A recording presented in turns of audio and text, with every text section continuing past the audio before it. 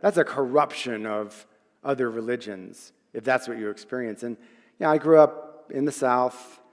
There was a lot of anti-Catholicism, and we always talked about Catholics like worshiping their statues and worshiping pictures of Mary and pictures of the saints, and that this was a kind of idol worship. But that's not what's going on in the minds of Catholic brothers and sisters.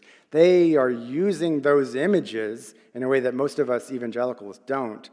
They are using those to remind them of the reality behind that, right? So they may pray and look at a cross with a crucifix on it.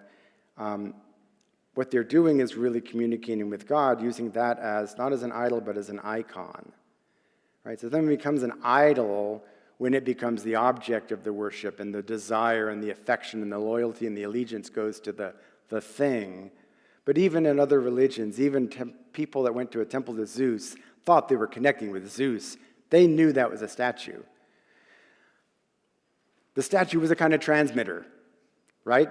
You go there and you offer something in front of the statue, and Zeus receives it up in the heavens where he is. Or you may ask a question, and somebody's there to help you interpret what the answer is because they live in proximity to this transmitting device.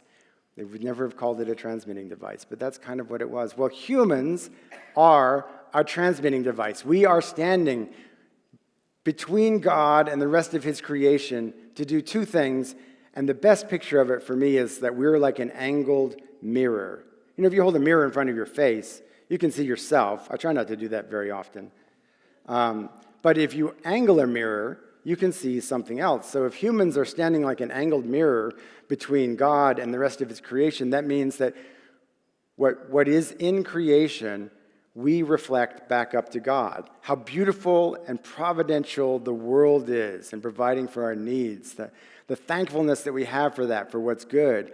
And now since the fall, the brokenness of the world that we identify and we bring back to God and ask him to intervene. And when God intervenes,